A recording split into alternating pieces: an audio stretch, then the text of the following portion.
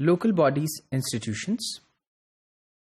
Local institutions mean subunits at the public level to which the government gives some authority so that they may be able to solve the local problems with the local resources.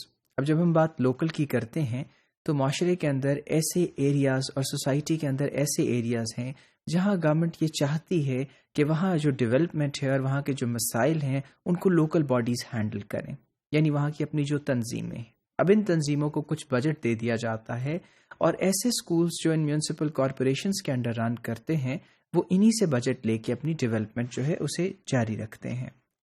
These institutions are established by the municipal corporations and those are the local bodies in the urban areas. Normally these schools are set up in those areas where government institutions are not available.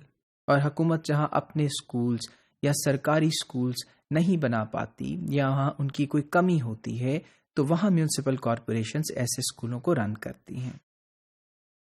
अब recruitment of staff कैसे होती है? The recruitment of staff and administration of these schools is totally under the control of local bodies. अब यहाँ जो appointments हैं यानी teachers की, प्रिंसिपल की, स्टाफ की जितनी अपॉइंटमेंट्स है वो कम्प्लीटली जो लोकल बॉडीज हैं यानी म्यूनसिपल कॉरपोरेशंस वो करती हैं।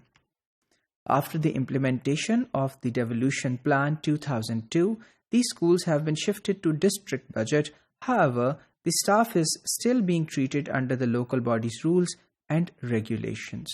और 2002 में जो डेवोल्यूशन ऑफ पावर थी जिसमें अथॉरिटी जो थी उसको निचली सतह पर लेकर गए उसके अंदर इन स्कूलों को शिफ्ट कर दिया गया डिस्ट्रिक्ट लेवल पे, लेकिन उनके जो मुलाजमीन हैं वो अभी भी उसी ढांचे के तहत जो कि लोकल बॉडीज़ का है अपनी तनख्वाहें और अपनी एडमिनिस्ट्रेशन जो है वो वहीं से कंट्रोल करवा रहे हैं। Medium of instruction क्या है? Medium of instructions in these schools is Urdu.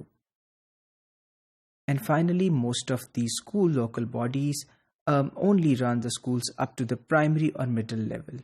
और mostly जो local bodies हैं वो इन स्कूलों को प्राइमरी या मिडिल लेवल तक चलाती हैं।